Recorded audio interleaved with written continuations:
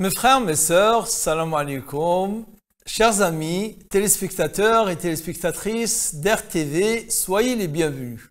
Nous arrivons à la chronique numéro 11 qui contient le 11e bichapitre. Quand je dis bichapitre, c'est-à-dire qu'un double chapitre, un double hizb du Coran. Et donc, c'est le hizb 21 et le hizb 22 du Coran. Qui commence, quand on prend un Coran en arabe, à la page 201 et à la sourate At-Tawbah, le repentir, verset 93, il va parcourir toute la totalité de ce qui reste de la sourate le repentir, qui contient 129 versets, et il se termine à la page 221 et au verset de sourate Yunus. Il comprend aussi sourate Yunus dans sa totalité, 109 versets, et s'arrête au verset 5 du début de la sourate Hud. Donc, le juz 11 du Coran, il est à cheval entre les sourates le repentir, la sourate Yunus, le prophète Yunus, et le prophète Hud. Dans cette sourate, je reviens sur la sourate le repentir. La sourate le repentir a fait couler tant d'encre et surtout de paroles connaissantes, paroles savantes et surtout paroles malheureusement non savantes et non connaissantes, où on se répète les choses, on se répète les dires qu'on a lus ici et là et qu'on répète. La sourate At-Tawbah, la sourate le repentir, n'a rien de violent.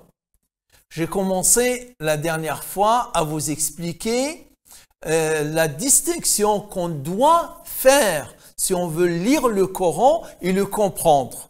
Si on veut lire le Coran et l'interpréter à notre guise, bien nous fasse si on était de ce genre, que Dieu nous en garde. Mais si on prend le Coran avec respect, avec humilité, on doit pénétrer le Coran, on doit découvrir le Coran et le prendre comme il se présente à nous, en essayant de le comprendre et comprendre ses distinctions. Sans cela, on se perd. Et combien de personnes se sont perdues parce que le Coran ne se lit pas comme on lirait un quelconque livre. Dans une même sourate, il peut y avoir une dizaine, je dis dans un même chapitre, sourate, on le traduit souvent en français par chapitre, et c'est une traduction acceptable, bien que elle ne rend pas tout le sens de ce que signifie sourate en arabe. Sourate en arabe, c'est un peu comme aujourd'hui, nous trouvons un équivalent dans les réseaux sociaux, avec toute la différence immense, énorme qu'il y a entre les deux, ce qu'on appelle un mur. Un mur. Sour, un mur, c'est là où quelqu'un écrit, publie ses posts. Et donc le surat aussi, ou suwar, il y a deux manières de faire le pluriel de soura, c'est le pluriel de sour. Et ces sourates donc peuvent contenir par voie 10 sujets différents. On lit des versets qui parlent d'un sujet, on va sur un autre sujet, après on peut revenir au sujet précédent, et on passe à un autre sujet, et là, donc, il faudrait comprendre la logique du Coran. Une des raisons avancées par les savants de cette variété de thèmes, c'est que le Coran, il est récité, il est lu rituellement, notamment dans les prières, et aussi il est récité et lu de façon par une lecture et une méditation, une lecture et une récitation méditative. Et quand on fait de la méditation, quand on fait de la réflexion, là, ça nous permet de ne pas rester sur un genre, sur les versets prescriptifs, sur les versets narratifs, sur les versets qui parlent de l'eschatologie, de l'au-delà. Donc ce changement de thème, ce changement de sujet fait que nous nous enlaçons jamais. Et chacun y trouvera son compte, il trouvera ce qui lui plaît. Il y a des gens qui trouvent plaisir. Je ne veux pas dire qu'ils font une distinction entre tel et tel verset dans le sens que tout vient d'Allah. Tous sont des versets qui ont été descendus par Allah au messager Mohammed sallallahu alayhi wa sallam pour faire partie du Coran. Mais il y a des personnes qui ont des préférences pour les narrations, pour les récits des communautés précédentes. Il y a d'autres qui sont un petit peu très absorbés par les règles, la façon dont elles sont énoncées, ce qu'on tire comme enseignement dans ces règles-là, les limites de ces règles, le style avec lequel sont présentées ces règles. Il y a d'autres qui sont attirés par les versets qui parlent de l'au-delà, les versets qui parlent du paradis. Afin de vivre un peu la joie, de se sentir ou de s'imaginer et que on est en train de recueillir ces fruits-là et ces félicités-là qu'Allah a promis aux gens du paradis. Et d'autres. Donc, les sourates, encore une fois, les versets coraniques, il y a les versets qui sont des versets narratifs, notamment ici, il sera question de prophètes, des prophètes qui ont précédé le prophète Mohammed sallallahu alayhi wa sallam. Il y a des versets prescriptifs.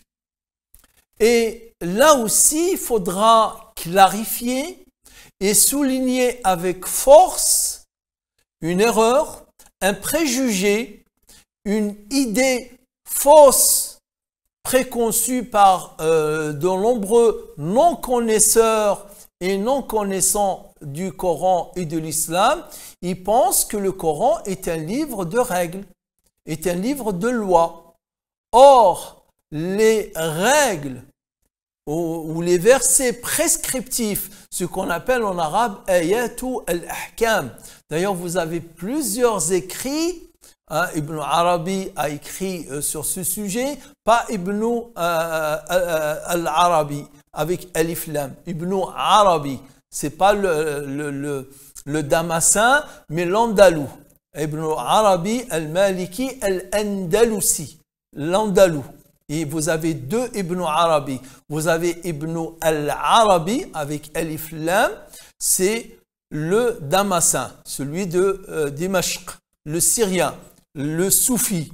Et vous avez Ibn Arabi, le savant malikite de l'Andalousie. Donc Ibn Arabi a écrit un livre sur Ayat al-Ahkam. L'imam al-Jassas, bien plus tard, a écrit aussi, et d'autres. Donc les versets prescriptifs, ils ne dépassent point plus de 15%. Donc 85% des versets coraniques ne sont pas prescriptifs. C'est-à-dire qu'il n'y a aucune loi et aucune règle prescriptive qui proscrit ou qui prescrit quoi que ce soit. C'est de la narration, c'est de l'eschatologie, c'est du dogme et c'est de l'éthique, etc., etc. Donc, à ne pas mélanger les versets narratifs, les versets prescriptifs et les versets principiels. ou bien programmatique. Notamment dans Surat At-Tawbah, nous lisons des parties entières où il est question de qatilou, etc. Combattez, combattez, combattez. Ça revient à de nombreux endroits dans cette sourate, au point où celui qui ne connaît pas le Coran, il dira que cette sourate, elle pose les règles du combat. Non, il n'en est point cela. Au contraire, elle nous fait une narration de ce qui est arrivé à une époque précise. Et là, il suffit juste de lire sans charcuter la continuité des versets et la succession des versets, c'est-à-dire sans décontextualiser. On voit qu'Allah, il parle de l'Ashhurul Hurum, des mois sacrés, il parle d'un temps précis, il parle d'un lieu précis, de la Mecque, de Médine, d'un secteur géographique sacré. Et donc, il parle de combat et non de tuerie. Non, c'est pas qatalou, le combat.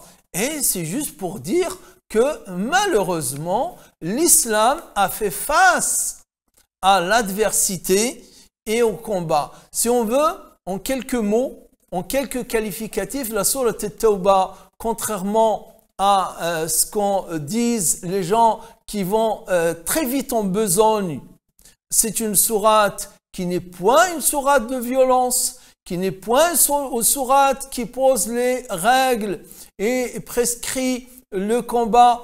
Elle parle du combat, mais surtout elle parle de l'altérité, elle parle de la diversité et elle parle de l'adversité.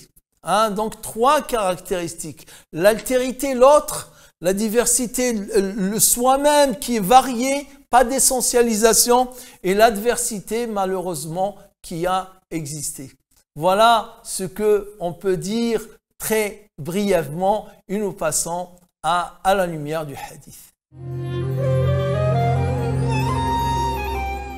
Heureux de vous retrouver, mes chers amis, et j'espère que vous ne nous quittez pas entre-temps. Vous restez, vous partagez ces chroniques qui sont utiles, comme vous l'avez certainement remarqué, par des petits enseignements, mais qui corrigent certaines idées préconçues et rajoutent à notre savoir et à notre culture et à nos connaissances du Coran et de la Sunna du prophète Mohammed. Encore aujourd'hui, pas plus loin qu'il y a quelques jours, à Paris, j'assiste à une grande conférence où il y avait plus de 400 personnes dans un endroit prestigieux. Il y avait des grandes personnalités qui étaient présentes. Un des intervenants, donc, il va parler de l'islam, il va dire de toutes les manières comment on peut faire confiance à des hadiths qui n'ont été rapportés que 2 siècles après la mort du prophète Mohammed. Et cette idée-là, qu'on la répète encore aujourd'hui en 2023, je trouve cela dommage. Dommage à double titre d'ailleurs. Dommage que certaines idées, certains préjugés, certaines fausses informations et fausses connaissances ont la vie dure, alors qu'on devrait les oublier, les jeter aux oubliettes, car nous avons des preuves aujourd'hui, notamment la Sahifa de Hammam ibn Munabbih, que du 1er siècle même de l'islam, il y avait ceux des compagnons ou ceux des successeurs des tabi'in qui avaient écrit, donc qui avaient consigné par écrit certains hadiths du prophète sallallahu alayhi wa sallam.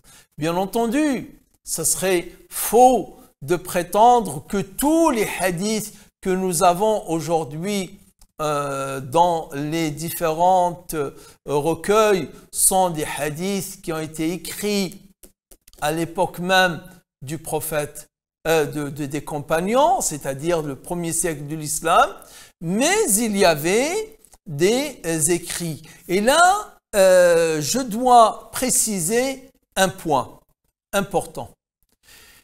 Vous trouverez certainement des hadiths, il y a même notamment ce hadith, que le prophète a dit « N'écrivez de ce que je dis, ne consignez par écrit de ce que je dis que le Coran. Et celui qui a écrit autre chose que le Coran, et celui qui aura consigné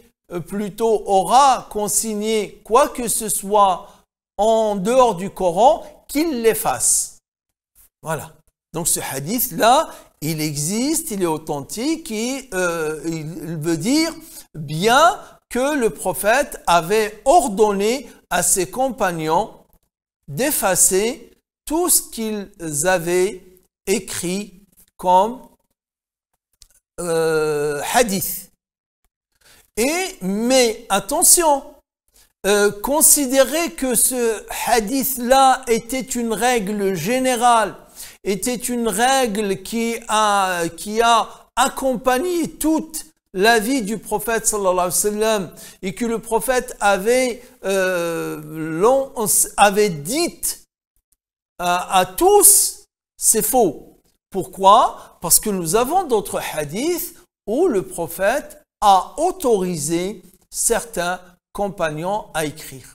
Notamment Ibn Omar, ce récit authentique, encore une fois, on ne peut mettre en opposition que des hadiths qui sont authentiques, et quand on les met en opposition, c'est pas pour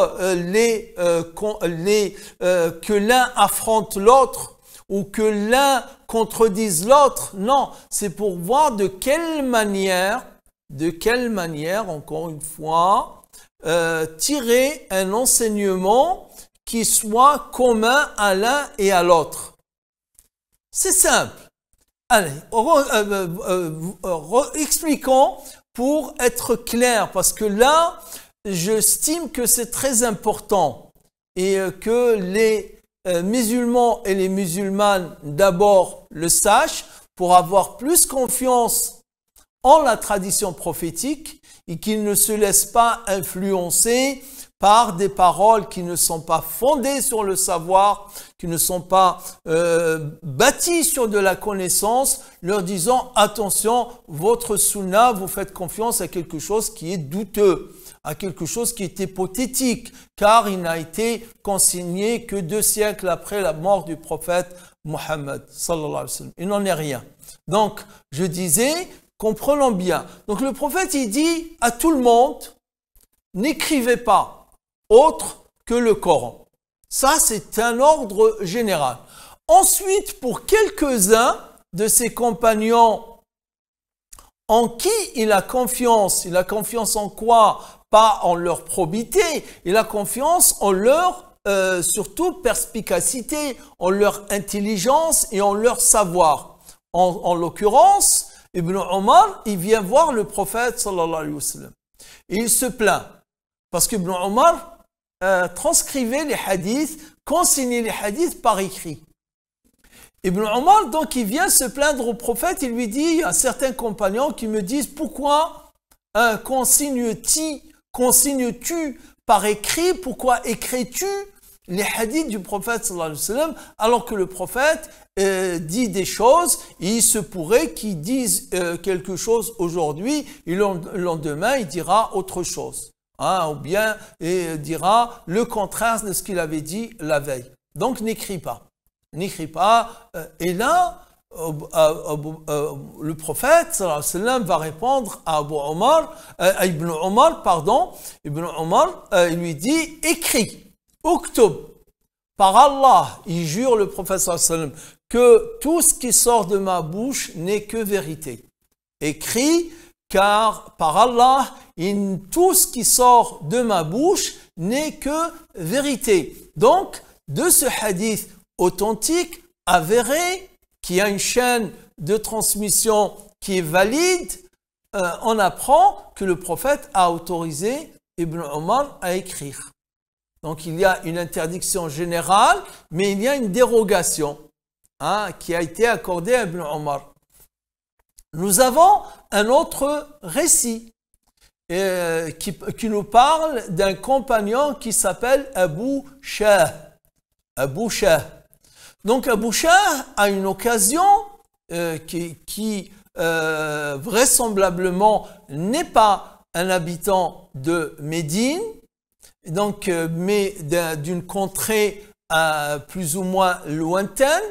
Donc il vient, il rencontre le prophète sallallahu alayhi wa sallam et il demande, avant de repartir, après un séjour auprès pas loin, auprès du prophète sallallahu alayhi wa sallam, c'est-à-dire à Médine, avant de repartir chez lui, il demande à ce qu'on lui écrive quelques hadiths. Des hadiths notamment qui sont des énoncés prescriptifs, qui posent des règles, des grandes règles. Et le prophète sallallahu alayhi wa sallam, il a dit « Uktubu li Abi Shah » Uktubu li Abi Shah. Écrivez à Abi Shah, c'est-à-dire faites-lui, écrivez, consignez-lui quelques hadiths par écrit et remettez-lui l'écrit. Et vous en avez deux autres récits qui nous parlent de ces dérogations, notamment Ali ibn Abi Talib, quand il est parti au Yémen, il avait sur lui une sahifa dans laquelle il y avait quelques hadiths dans lesquels il y avait des prescriptions concernant certaines règles juridiques. Donc, je reviens à la sahifa. Cette sahifa a sa première édition qui remonte à 1953. Comment il s'appelle? L'imam, je dis bien l'imam, le cheikh, le savant, le professeur Mohamed Hamidullah l'avait découverte en 1933 quand il était à Bonn en Allemagne et qu'il était étudiant là-bas. Il a fait un doctorat en Allemagne. Lors des vacances de Pâques, il dit Dhul Hijjah 1351 à Berlin. Il a trouvé dans la librairie, dans la bibliothèque plutôt Unter den Linden, Berlin, il a trouvé sous le numéro 1384, sur les folios 54 à 61, un manuscrit important, mais malheureusement incomplet, celui de la Sahifa de Hammam ibn Munabbih. Et donc, il l'a gardé sous les mains, mais il était inexploitable, ce manuscrit.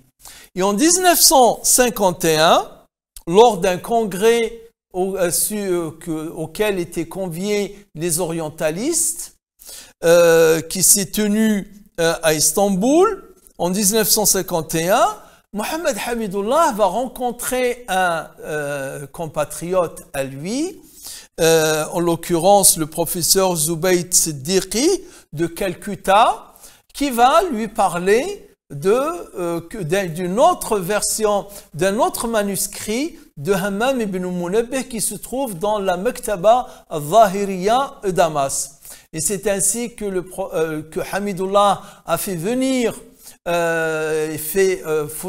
photographier ce manuscrit de la Maktaba al-Zahiriya de Damas, et il a travaillé sur ce manuscrit et il a sorti sa première édition en utilisant notamment la traduction d'un frère à lui, Mohamed Habibullah, en 1955. Voilà une partie de l'histoire passionnante de la Sahifa de Hammam ibn Munabbih, et je n'ai pas encore parlé de son importance dans les sciences du hadith, dans la sunna du prophète sallallahu alayhi wa sallam d'une manière générale. Je vous remercie pour votre attention et je vous prie de partager ces chroniques. Wassalamu alaikum wa rahmatullah.